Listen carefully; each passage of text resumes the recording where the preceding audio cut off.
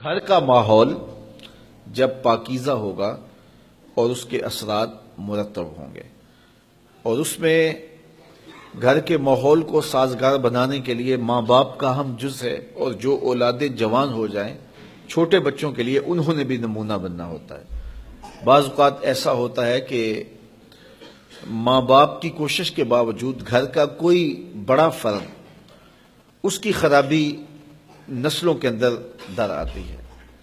اس لیے اس ذمہ داری کو نبھانے کے لیے پورے گھر کا ماحول جو ہے وہ خوشگوار ہونا چاہیے، اور اس میں دو بنیادی چیزیں خاص طور پہ قابل ذکر ہیں۔ ایک نماز کی وقت پہ ادائیگی، اور دوسرا قرآن مجید کی تسلسل کے ساتھ تلاوت۔ گھر کے ماحول میں اگر یہ دو چیزیں آپ لے آتے ہیں کہ جو ہی اذان ہو تو تمام افراد خانہ مصلی بچھا لیں اور مصلی بچھا کر کے نمازیں پڑھیں، اور جو مرد حضرات ہیں وہ مسجد کا رخ کریں، اس کا لازمی نتیجہ یہ ہوگا کہ اولاد کی طبع کے اندر صالحیت، پابندی وقت اور نماز کے لیے پابندی ان کی طبیعت میں پیدا ہوگی۔ اور دوسری چیز قرآن مجید کی تلاوت، اگر دونوں اوقات میں ہو، صبح بھی اور رات کو بھی، تو بہت اچھا، لیکن اگر دو وقت میں ممکن نہ ہو تو ایک وقت میں صبح کے وقت قرآن مجید کی تلاوت جو ہے یہ معمول ہونا چاہیے۔ اور یہ جب معمول ہوگا تو پھر ایک پاکیزگی بھی آئے گی ماحول میں۔ اس کی اپنی ایک برکات ہے، جہاں قرآن مجید کی تلاوت ہوتی ہے وہاں رحمت کے فرشتے اترتے ہیں، اور جس گھر میں رحمت کے فرشتے اترتے ہوں، اللہ اکبر، وہاں کتنی کرم نوازیاں اور کتنی رحمتیں جو ہے وہ لے کر کے ساتھ آتے ہوں گے۔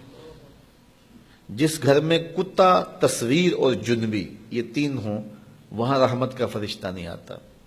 کتا ہو، کسی کو غسل کی حاجت ہو اور اس کے باوجود وہ غسل نہ کرے، جنبی، اور تیسرا جو ہے وہ تصویر، جہاں یہ ہوں میرے حضور نے فرمایا وہاں رحمت کا فرشتہ نہیں آتا۔ تو بعض گھروں کے اندر قد آدم کے برابر تصویریں لگی ہوئی ہوتی ہیں، تو ظاہر رحمت کا فرشتہ تو وہاں نہیں آئے گا۔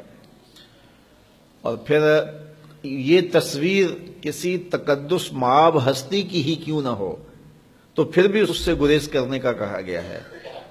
اور آج ہمارے گھروں کے اندر سکرین کے اوپر جو تصویریں چل رہی ہوتی ہیں اور جو مختلف چینلز کے اوپر چل رہا ہوتا ہے، تو پھر ہم کہتے ہیں کہ پتہ نہیں برکت کہاں اڑ گئی۔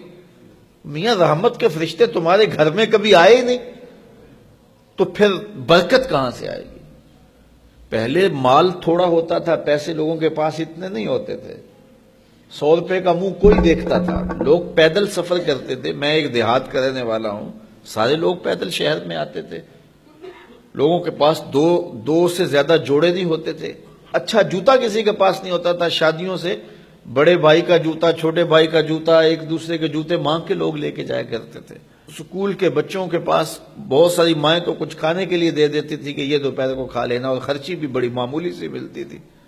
اور آج ہر بچہ 200-300 روپے کا بیلنس روز جو ہے وہ موبائل پہ خرچ کرتا ہے، موٹر سائیکل کا جو ہے وہ تیل الگ خرچ کرتا ہے، اور جو اس کی جیبیں بھری ہوئی ہوتی ہیں، اور اتنا کچھ ہونے کے باوجود برکت نہیں ہے۔ برکت جو ہے وہ پیسوں سے نہیں آتی، جب رحمت کے فرشتے آتے ہیں برکتیں لے کے آتے ہیں۔ اور ہمارے گھروں کے اندر جو قدآور سکرینیں لگی ہوئی ہیں اس سے برکت اڑ گئی ہوئی ہے، اور اس پہ پھر کیا کیا دیکھا جا رہا ہے اور کیا کیا دکھایا جا رہا ہے، تو پورے ملک سے برکت اڑ گئی ہوئی ہے۔ پیسے کی فراوانی کے باوجود برکت باقی نہیں رہی ہے۔ کثرت کچھ چیز نہیں ہے، برکت کچھ چیز ہے۔ تو اللہ سے کثرت کی بجائے برکت مانگو۔ جب برکت مانگو گے تو تھوڑے میں بھی اللہ تمہیں وہ سکون اور طمانینت قلب عطا کر دے گا جو زیادہ والوں کو بھی نصیب نہیں ہوتا۔ تو اصل مقصود تو طمانینت ہے۔